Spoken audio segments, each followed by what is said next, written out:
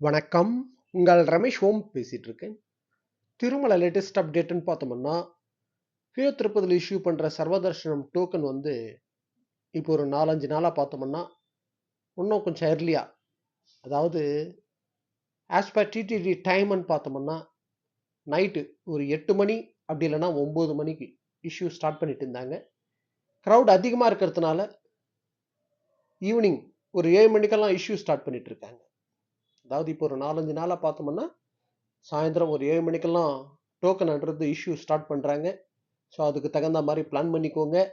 Maximum சர்வதர்ஷனம் token வாங்கிக்கிட்டு போகிறதுக்கு plan பண்ணி அதுக்கு தகுந்த மாதிரி திருப்பதில் மத்தியானமே இருக்கிற மாதிரி பிளான் பண்ணிக்கோங்க.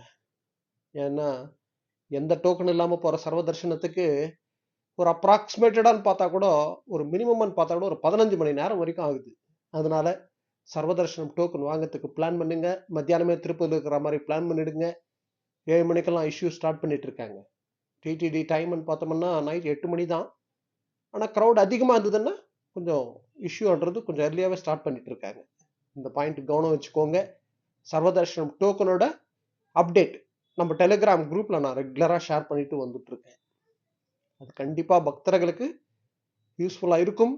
உங்கள் ஃபேமிலி அண்ட் ஃப்ரெண்ட்ஸ் யாராவது திருப்பதி வந்துட்டு இருந்தாங்கன்னு வச்சுக்கோங்களேன், அந்த வேலை அவங்களுக்கு இந்த டெலிகிராமில் நம்ம இன்ஃபர்மேஷன் ஷேர் பண்ணுங்கள்.